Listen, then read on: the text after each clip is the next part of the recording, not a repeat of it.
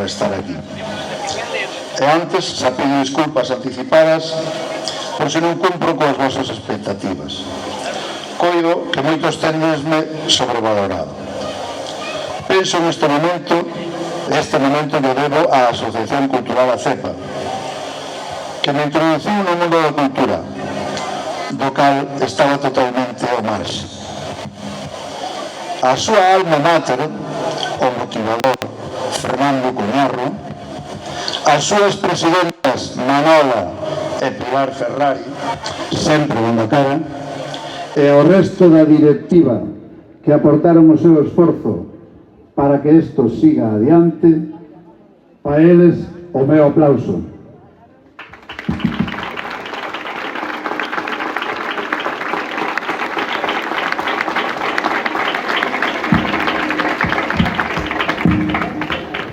Aurora díxome que falara do que quixera, pero tamén do mar e da fotografía, que foron e son a miña vida. Nada máis. Agora vamos a empezar. Vamos a empezar por o principio. A miña relación con Cangas comezou no barrio de Pedreira fai xa 70 anos. A miña nai, Lucila, era veciña da rúa e, como a maioría das mulleres desa época, traballaban no que podían. Sempre recordo coa ixada ao lombo e a cesta na cabeza, ou indo de noite a descunchar mexilón o cozadeiro do Pilo no Canadal. Meu pai, Antonio, era un mariñeiro de Vilela e do que herdei o nome polo que todos me coñecedes. A paixón do meu pai era cantar. Tiña unha boa voz e nos anos 40 formou parte do coro dos mariñeiros de Cangas, dirixido por Eusenio Carballo. Con 5 ou 6 aniños, se recordo acompañar a miña nai polos camiños enlameados da escurada ou da rúa ata chegar a muelle de Cangas, ela cunha cesta de patacas na cabeza e eu cunha bolsiña de chícharos. Collíamos o vapor a Vigo para vendelas no mercado do Castro. Teño moi bons recordos desa infancia e desa nenez, porque tiña moito tempo para xogar. As bolas, a pita, o escondite, a fava, en calquer camiño. Conforme fomos medrando, chegan as pelexas, as pedradas, o abuso dos máis pequenos e as queixas de uns pais a outros. Cando tiña 7 anos, naceu miña irmán, Lucy. Entre a escola e demais traballos, os tempos de xogo quedaron reducidos. Eu, como bo traste que era, ou deixaba o cuidado de miña irmán ou deixaba o traballo sen facer. En consecuencia, os castigos foron en aumento e miña nai non se andaba con chiquitas. Algúnha vez, para evitar a tunda, dormía nun palleiro cun canciño dun amigo e voltaba a casa de mañá cando a miña nai non estaba traballando, vamos. Así que eso foi o meu principio. Na educación empecé na escola da Pedreira, primeiro na de Rosita e despois na de Chuco. Con este último maltrato físico rodaba o sadismo. Non sei se algún alumno se salvaría dos seus vareazos. Eu xa estaba vacunado. Cursei os estudios primarios na escola de Tirán. Don José, o noso mestre, tiña unha vara a que nomeaba Celestina e con ela poñíanos as pilas cando el consideraba necesario. Pero aparte diso, teño que decir que me axudou a conseguir unha beca para estudar o bachillerato. No curso 69-70, comecei no Instituto Santa Irene de Vigo. Daquela trasladámonos a vivir a Vilela e xa non tiña que atravesar o Monte de Remedios para ir ao colexio. En cambio, tiña que ir camiñando hasta o muelle de Moaña para coller o barco. O cambio de trato cos mestres fisto desta etapa algo moito máis levadeiro. No 70-71 inaugurou o Instituto do Rodeira e xa non tiña medo a perder o barco. Nesta instalación estudamos alumnos de Cangas, Moaña e Bueu e xa coincidín con amigos, veciños e incluso familiares. Para min foi o mellor ano que recordo, tanto a nivel académico como en xeral. Era un instituto mixto e no recreo aproveitaba para pasear coas amigas pola praia. A parte do estudio sempre estaba practicando algún deporte. A través de Eduardo, que levaba o Luceros da Hoja de Cangas, empecé a competir en atletismo a nivel regional, aínda que non destacara en ninguna categoría. Por outro lado, onde hoxe está ubicado o Lil, en Vilela, Manolo Carballo, Canillas, Javier Castroviejo e outros instalaron nun lagar abandonado aparatos para a práctica da gimnasia artística, anillas, potro, paralelas, etc., a disposición dos chavales. Aparte deses deportes, fixen cousas tan dispares como boxeo e natación. Rematando o terceiro curso en Rodeira e despois de que a miña beca se reducira a mitade, decidí deixar os estudos e poñerme a traballar, aínda que a miña nai non estaba de acordo con esta decisión. O meu contacto coa vila comezou de moi pequeno. Os meus pais levábame con eles os domingos ao cine ou salir a pasear. Cando salía do cine sempre me regalaban un parisier. Iso me acordo como se fora hoxe. Tamén me levan ás romerías e ás festas. Nas festas do Cristo me montaban os cabaliños. Xa chegaba a idade dos 13 anos ou por aí, comecei a xuntarme con grupos ou pandillas de amigos, a maioría ao principio do Espírito Santo. Íamos ás festas a pasear, a montar nos cochitos de choque, nos barquiños ou a probar sorte nos postos de tiro. Cando comenzaban as orquestas, era hora de ir a bailar, aínda que non superou moito como moverse. Había que aproveitar as lentas, que eran máis fáciles de levar. Ao Cristo sempre viñan orquestas potentes, como os Duendes, Sintonía, Magos de España, e tamén locales, como Sei de Galicia. Na procesión do domingo e tirada de fogos sempre se xuntaba moita xente, pero nada que ver co de agora, que non queda onde meterse. Nestas festas coñecín e bailei con Concha, que máis tarde sería a miña compañeira de vida. Aos 16 anos xa nos xuntamos para bailar nos guateques que se vacían no Danubio Azul, e a esa idade xa íbamos ao cine da segunda sesión. Ao saír tomábamos un bocadillo de chandarmes e unha mirinda no salto do can da señora Isolina.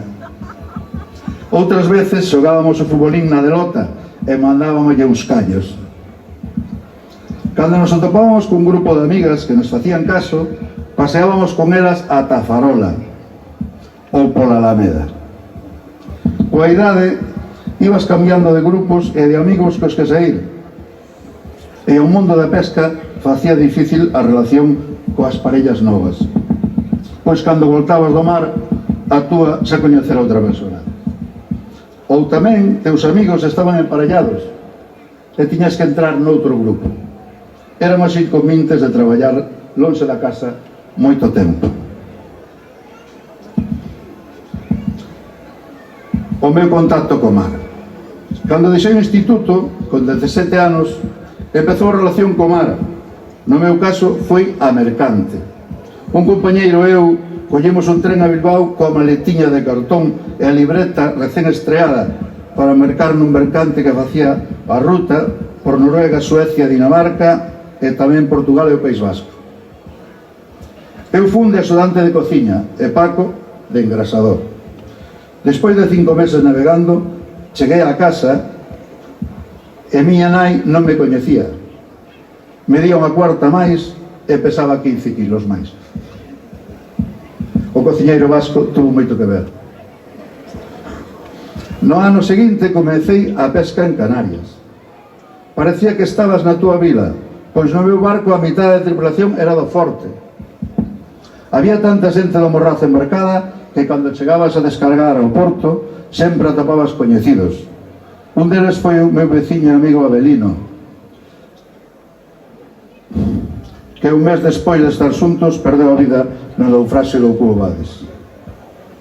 Ainda conservo aquelas fotos que nos fixemos no Porto da Luz, porque daquela eu xa levaba a cámara conmigo a todos os lados.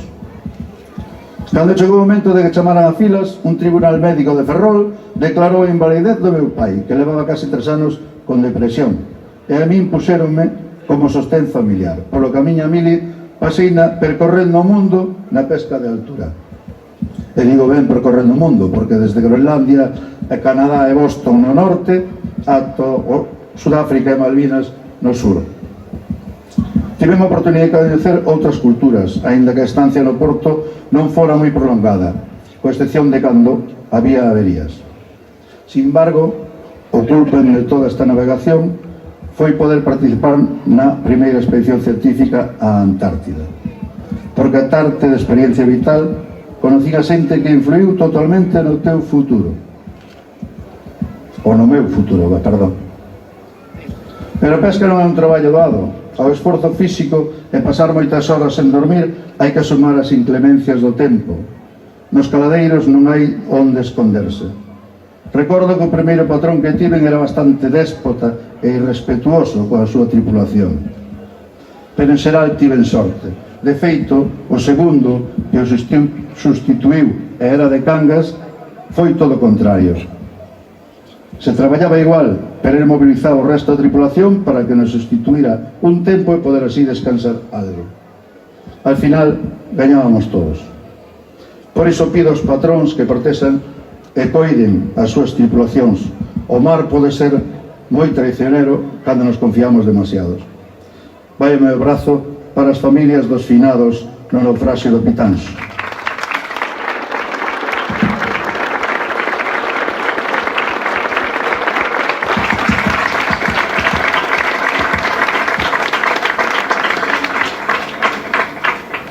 E tamén de todos os demais que perderon familiares no mar. O meu recoñecemento tamén para as mulleres dos mariñeiros que facían de pais e nais durante tantos meses, que esperaban con ansiedade ese retorno e disfrutaban como unha lúa de mel os primeiros días. Pero os últimos antes da partida voltaban as vaguas e a dor, e así campaña tras campaña. Elas que tiñan que preparar a eses nenos para que non fuxiran correndo ou botaron a chorar cando chegábamos a casa. Algúns mariñeiros seguían deixando un fillo na cuna e cando voltaron xa corría. Para elas tamén o meu aplauso.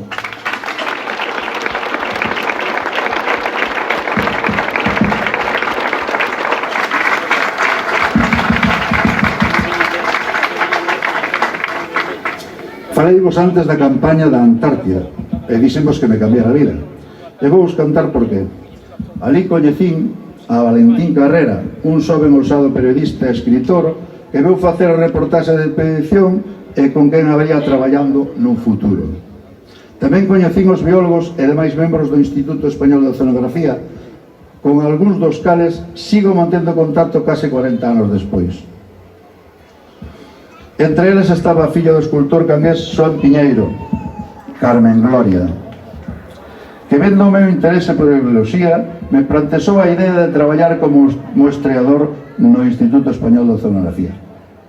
E foi así como en maio do 88 deixei a pesca de altura e despois dun curso de muestrador biolóxico que cursei no Oceanográfico de Santander, en compañía de outros biólogos, entrei no Oceanográfico de Vigo, ás ordes de Nelly, que era coordinadora dunha campaña para o estudio dos descartes na pesquería de Gran Sol.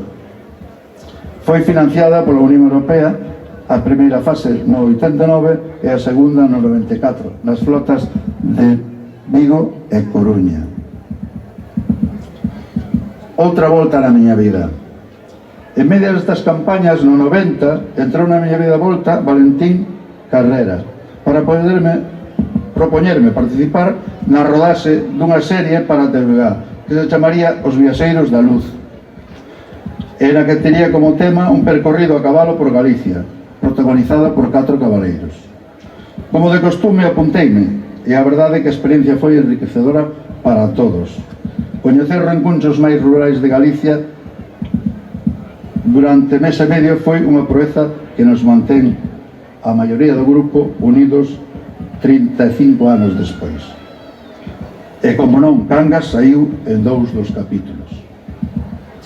No 93 fixen outra cousa que me abriu as portas ao mundo da cultura, e quizás por iso esteos aquí.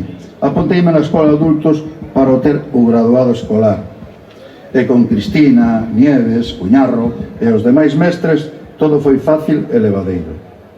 Cando a nosa acabada comenzou a compilación de fotos antiguas na propia escola, eu seguí facendo o mesmo traballo, coa idea de crear un arquivo potente para futuras exposicións. No 95 fundouse a CEPA e no 2003 publicamos o primeiro libro, Historia fotográfica de Cangas, século XX. E desde esa data non paramos de publicar. Creo que a maioría da xente xa sabe o que levamos feito neses 30 anos de asociación. A miña relación coa fotografía empezou aos 15 anos, cando a miña nai me regalou unha cámara de fotos por aprobar o curso. Con aquela coda Instamatic empecé a facer fotografías dos meus amigos e compañeiros de clase no Instituto de Rodeira ou das actividades deportivas que practicábamos. Cando empecé a traballar, merqueille o fotógrafo de Cangas, Marcial, unha Yasica de segunda man. E xa cando estaba na pesca de altura, merquei en Nova York unha Canon A1, que foi a miña primeira reflex. Eu facíalle fotos a todo o que me gustaba. A vida no mar, a xente, as aves marillas da zona, os peixes raros que viñan, a todo. Pero en entornos tan especiais como na Antártida, os carretes non chegaban a nada. Aí foi cando entrei en contacto co vídeo. As imaxes máis importantes desta aventura do 86 saíron cando collín a primeira videocámara. Estuve na manexando porque o jefe de máquinas que había comprado non tiña idea. A miña primeira cámara de vídeo merqueina despois de rodarse de Serie Valentín, e con ela aproveitei as campañas do Gran Sol para gravar coas imaxes que estuve gravando, facer un vídeo sobre a pesca do Gran Sol. Cando empecé a colaborar coa CEPA, aparte da recopilación de fotos antiguas, tamén cubrín en vídeo e foto todos os actos culturales que se organizaban. Recollín imaxes da pesca e marisqueo en Cangas, das festas do Percebe de Navalla que se fixeron no Alonso. Sin embargo, para min o máis importante foi captar as imaxes ao redor da catástrofe do Prestige e o movimento social que se deu nesta vila. Tiñan razón os meus amigos cando comecei coa fotografía en Cangas, que me decían que tira espírito de reporteiro. O igual que me pasou coa bioloxía, a afición pola fotografía convertiuse en unha profesión cando Ana Santervás e Borja Brún me incluíron no seu equipo para facer reportaxe social. Aprendín moito con eles. Gracias, rapaces.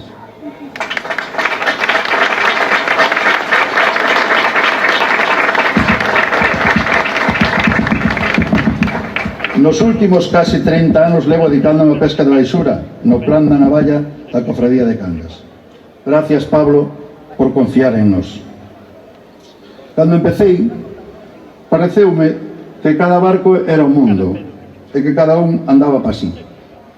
Pero cando nos enfrentamos á catástrofe do Prestige, a Cofradía de Cangas, en colaboración co Concello e varias entidades locales, asumiu o cargo de centro de operacións na lontra contra o chapapote na ría de Vigo.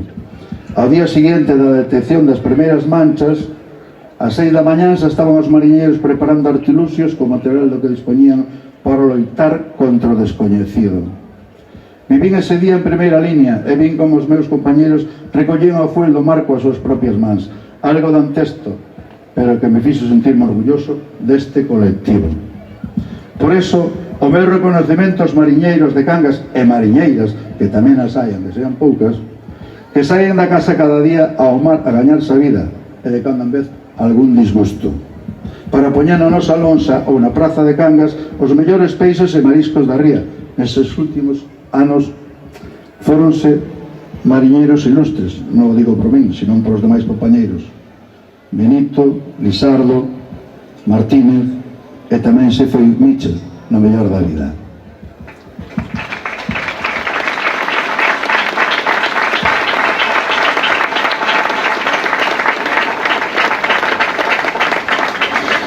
E xa postos, lembrar a alguén especial relacionado co mar, un falo dun mariñeiro de letras, o poeta do mar Bernardino Graña. Para ele tamén o meu aplauso.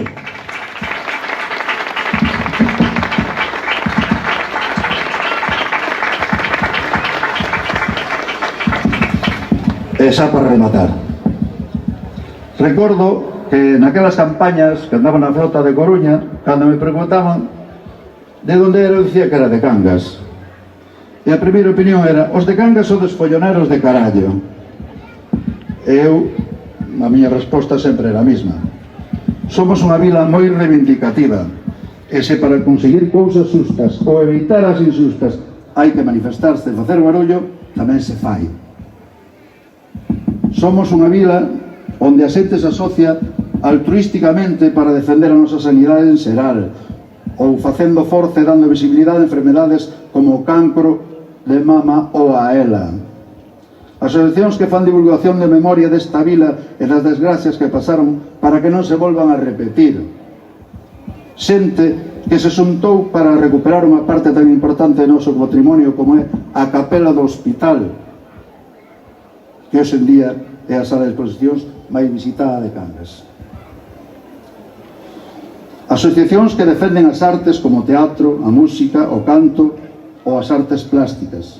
Tamén as que manteñen activas as tradicións, como as 3 danzas que temos en Cangas, ou as cofradías que manteñen viva a Semana Santa canguesa, e, como non, as agrupacións que manteñen o deporte de base na nosa vila. E como seguro me olvidarei de algún colectivo, vou rematar dando a notoriedade que merecen os excelentes grupos de gaitas e bailadoras que temos. As agrupacións e comparsas que manteñen vivo o entroide en Cangas, Dargo, Aldán e Ío. Iso sí que é armar bollo.